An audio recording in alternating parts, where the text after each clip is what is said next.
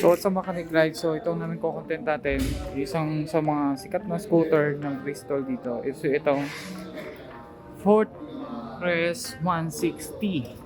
So maxi scoot to, category. Punta naman tayo sa harapan ko na meron dito sa motor na to. So meron din siyang windshield, pero windshield niya di nagagalaw. Fixed lang siya. Mataas din, no? Taas. May logo ng QJ Motor dito. Pagdating naman sa ilaw, signal light niya sa loob. So, wala siya sa labas. Hindi siya nakalabas na gano'n. Pagdating naman sa ilaw niya, headlight, meron siyang 4 na projector. Dalawa siya.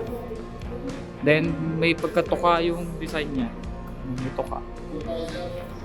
Then meron siya nakalagay idling stop system and FI. Pagdating sa gilid, meron siyang logo ng QJ Motor dito. No, sa personal maganda yung itsura. Then sa gilid yan, yung sticker dito. Ito parang hiwalay nandito.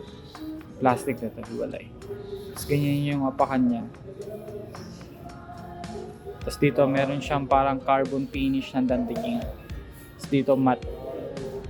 Pagdating sa may tank, medyo matte. Tapos meron siyang logo here. Di pala logo to, ano to? Emblem. Fortress. Ayan. Nahanap ko ano yung res. Hindi ko makita, ito pala. It's 160.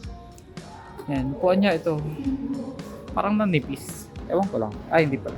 Pag dito sa gilid manipis. Pero okay lang, maporma siya, makapit sa puwet. Yan, makapit sa puwet. Iba yung texture dito, saka dito. Sa gilid. Iba. Ito smooth. Ito makapit. Dating naman sa apakan ng backride. Ito. Ang ganda tignan, malinis.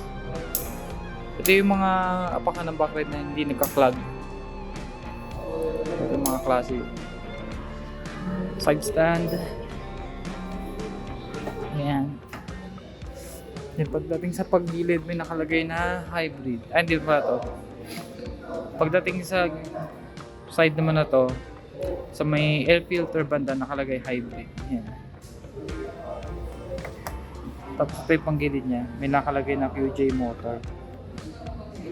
Ayan. Sa shock naman, dual shock din siya. Ito yung sa pangalawa yun.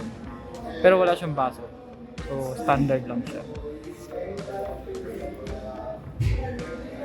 Then, pagdating naman sa likod, sa taillight. Yan siya. LED din. Tapos may mga parang ganyan siya. May ilaw din dito. Para sa plate holder. Para makita yung plaka nyo. Pagdating sa grab bar, ganito yung itsura niya. Yan. Malinis tignan. Pero mas maganda dito sa parang pearl white. Ito. Mas maganda, oh. Mas makintab. Yung kasi matte gray. Ito pearl white. Maganda. Mas gusto ko yun nasa pearl white. Then pagdating naman sa tambucho, ito siya. Yan.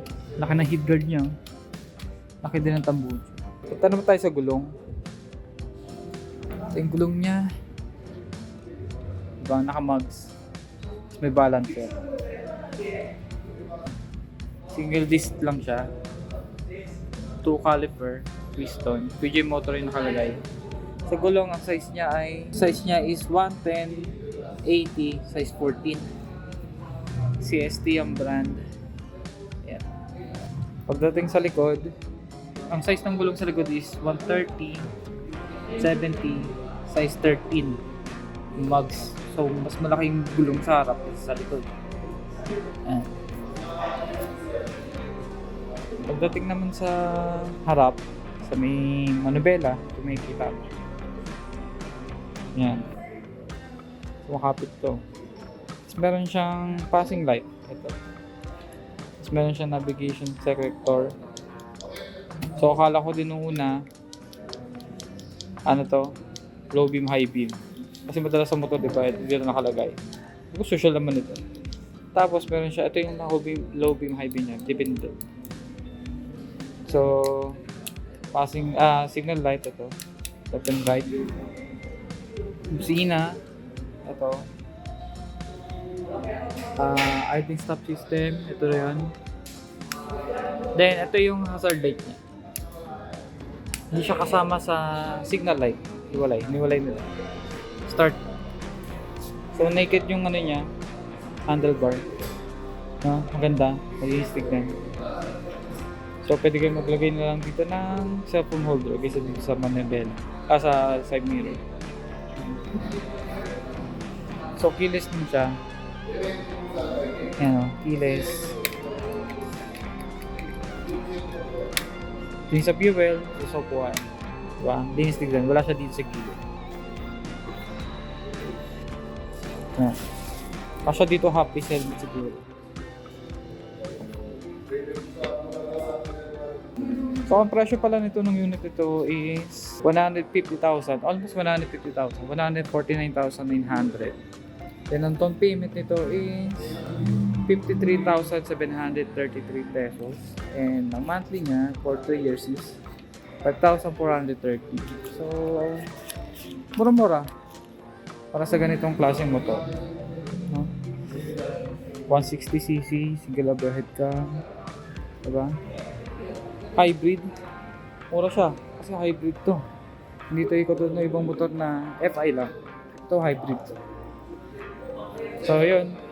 So, dito ko natapos yung content natin. So, this is Nick Ride Ride Shop.